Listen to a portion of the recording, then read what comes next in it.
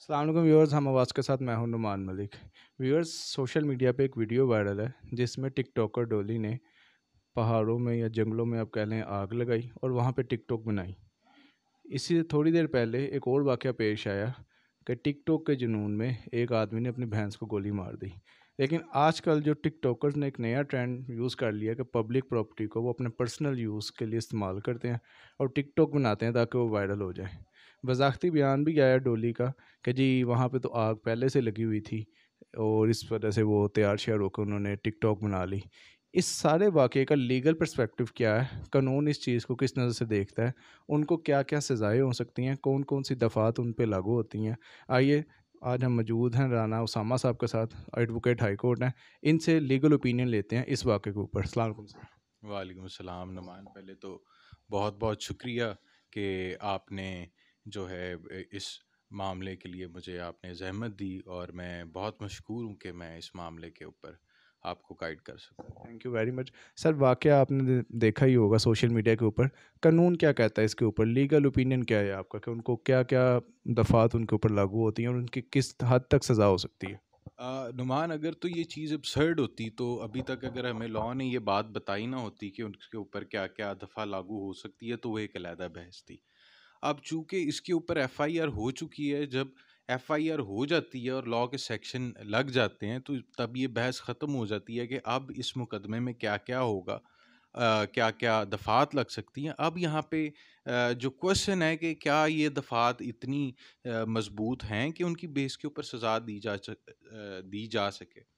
अब ऐसे है कि जो इनके ऊपर दफ़ात लगी हैं उसके अंदर 435 188 जो पीपीसी की लगी है, उसके बाद section 11 and 19 environmental protection act का लगा है, उसके बाद Islamabad landscape protection act का उसके ऊपर सेक्शन लगा है, और उसके साथ जो है Islamabad wild life protection act का सेक्शन लगा है। अब इसके अंदर जो सबसे मजबूत सेक्शन है वो है 435, जो हमें ये चीज़ बताता है कि कोई भी शख्स अगर आग लगाए, को मिसचीफ कंडक्ट करे और उसमें नुकसान करे 100 रुपये से लेके 10 रुपये तक किसी का, तो उस शख्स को उस मामले के अंदर इन्वेस्टिगेट करने के बाद कम से कम 2 साल की और ज़्यादा से ज़्यादा 7 साल की सज़ा हो सकती है, जो कि इस पूरी एफआईआर का सबसे तगड़ा सेक्शन है।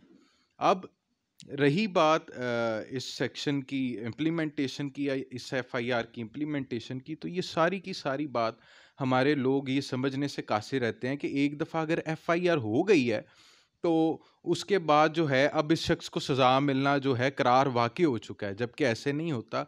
सज़ा देने के लिए सबसे ज़रूरी चीज़ जो है वो अदालत नहीं है, वो पुलिस की इन्वेस्टिगेशन है।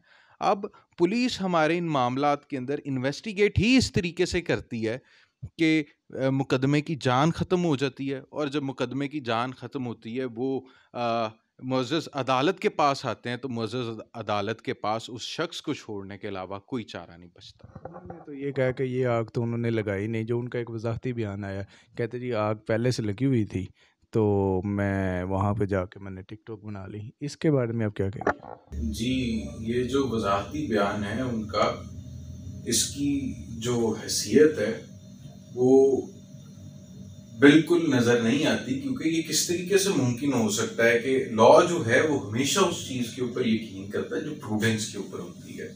अब यहाँ पे क्या है कि प्रूडेंस के मुताबिक अगर देखा जाए तो एक शख्स अगर जा रहा है तो वो कहीं पे देखेगा आग लगी हुई है तो उसका रिएक्शन क्या होगा? वो सबसे पहले फायर ब्रिगेड को कॉल करेगा।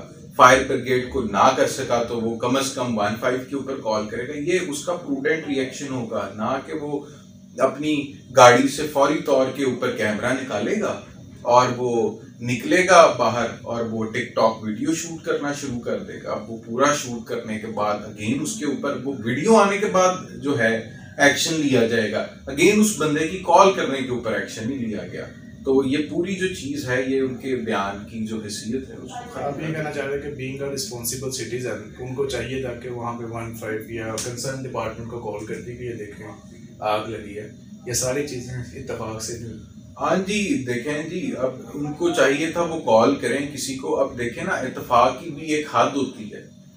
अब इतने इत्तेफाक अगर किसी के साथ हो जाए कि एक शख्स इत्तेफाक से जंगल में से गुजर रहा था, इत्तेफाक से उसका वीडियो एडिटर भी साथ था, उसका कैमरामैन भी साथ था, उसका सेट भी साथ था। इत्तेफाक से उसका जो ड्रेस था वो माहौल के साथ भी मुताबिकत रखता था।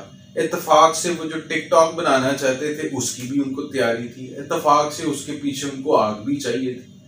अब जब इतने इत्तेफाक मिलते हैं तो ये इस इत्तेफाक की भी गुंजाइश पैदा हो जाती है कि इत्तेफाक से ये आग उन्होंने खुद भी लगाई थी। हसान साहब, आपके टाइम का बहुत शुक्रिया। व्यूअर्स, आपने लीगल ओपिनियन जाना। हम आवाज़ के साथ नुमान मलिक को इजाज़त दीजिएगा। अल्लाह हाफिज़।